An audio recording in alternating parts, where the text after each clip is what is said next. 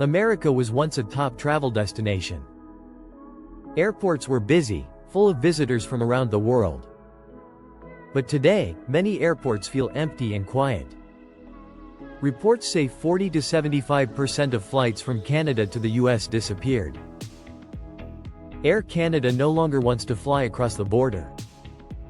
Even Delta, one of the biggest airlines, cut flights quietly. Fewer international travelers are visiting, and US airlines are suffering. So what happened? Is this just a temporary problem, or is America weakening from the inside? In this video, we will look at 5 airlines in crisis. And we will ask, who is losing the most? Let's start with Southwest. For years, Southwest was known as the friendly neighbor. Families loved it: free bags, no hidden fees, and even birthday songs on flights. It was not luxurious, but it was affordable and warm. But in 2025, Southwest changed. Free bags are gone. Open seating is gone. The perks that made the airline popular are disappearing. Why? The answer is simple. Profits are down. Fuel prices are up. Fewer tourists are flying to the US. Inflation is high, and housing costs are squeezing families. Southwest is trying to save money, but in doing so, it is losing trust. For middle-class families who counted on it, this feels like betrayal. Imagine losing free luggage for a family of 4. The extra cost could equal a week's groceries at Walmart. That's the difference between taking a trip or staying home. Southwest's famous slogan was, "Bags fly free." Now it feels like an old memory, like a faded poster in a garage. For many, it is not just an airline changing. It is a symbol of how the middle class is being left behind. Houses are too expensive. Salaries don't keep up with prices. And now even basic travel is too costly. So people ask, if Southwest can fall, what chance do Spirit or Frontier have? These two are known as low-cost airlines. They survive on small fees and budget travelers. But when families are struggling with inflation, even cheap tickets feel impossible. Spirit once went bankrupt. Frontier cancels flights often. For them, one empty seat can be a big loss. A family in St. Louis dreams of going to Disney. The ticket price starts low, but after baggage and seat fees, it costs $400. That is half a month's rent for many working families. The dream disappears because of one bill. Low-cost airlines often look cheap, but end up expensive. Passengers call the extra charges gotcha fees, and the feeling of being cheated hurts more than the money itself. Spirit and Frontier are warning signs. If they fail, it shows deeper problems in the whole airline industry. Experts call it a race to the bottom. The question is, how much more can people take? Ironically, these airlines promised to make flying affordable for everyone. Now they are like dollar stores in empty neighborhoods. Cheap, but no one goes in anymore. If the smallest airlines are struggling, what about the giants? What about American Airlines? American Airlines was once a symbol of strength. It survived the 2008 crisis. It survived the COVID pandemic. It looked unshakable. But now, even American is in trouble. It recently cut its profit forecast. Families are not flying as much for vacations. Both domestic and international flights are seeing empty seats. The reason is simple: operating costs are huge. The airline has thousands of workers, and an enormous fleet of planes.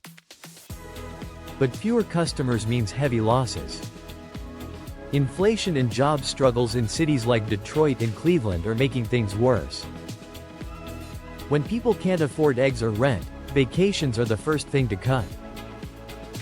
For travelers, the change is clear. Flying American now costs more but offers less.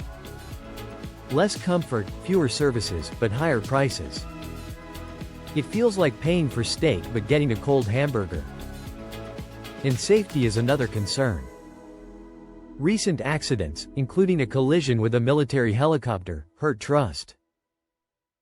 If even the biggest airline can't promise safety, who can? American once felt like the flag carrier of the United States.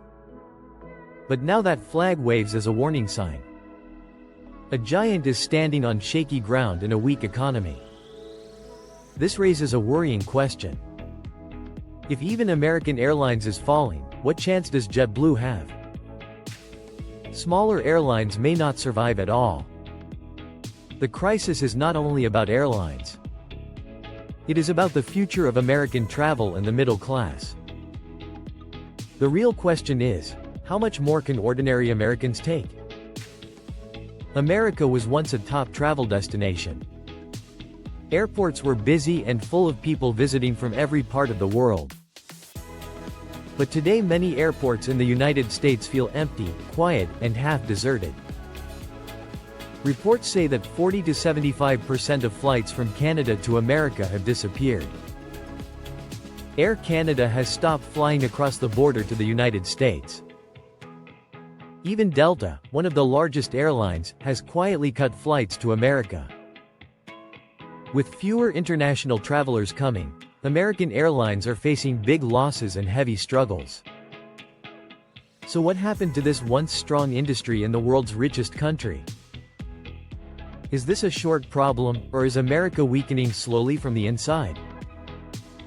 In this video, we will look at 5 airlines in crisis right now. Let's begin with Southwest Airlines, once known as America's friendly neighbor airline. Families loved it because of free bags, no hidden fees, and cheerful flight attendants. It was not luxurious, but it was warm, affordable, and felt like home. But in 2025, Southwest changed completely and lost what made it special. Free bags are gone, open seating is gone, and little perks are disappearing. Why did this happen to one of the most trusted airlines in America? The answer is simple. Profits are down, fuel prices are up, and tourists disappeared. Inflation is high, housing costs are squeezing families, and fewer people are traveling now. Southwest is trying to save money, but in doing so, it is losing trust. For middle-class families, losing free bags feels like a painful betrayal from a friend. Imagine a family of 4 paying extra luggage fees equal to a week's groceries. That one cost decides if they take a vacation or just stay home. The old Southwest slogan was, "Bags fly free," but now it feels forgotten. It is like an old poster left fading inside a dusty garage or basement. For many people, this is not just an airline changing its style. It feels like another symbol of how the middle class is being abandoned. Houses are too expensive, salaries do not keep up, and travel costs keep climbing. So people ask, if Southwest is falling, what chance do Spirit or Frontier have? These airlines survive only by charging small fees and targeting budget travelers with cheap fares. But when families are struggling with inflation, even the cheapest tickets feel impossible. Spirit already went bankrupt in the past, and Frontier cancels many flights. For them, just one empty seat on a plane can mean a serious loss. Imagine a family in St. Louis dreaming about going to Disney World in Florida. The ticket starts cheap, but after bag and seat fees, it costs $400. That equals half a month's rent for many working families struggling across the country.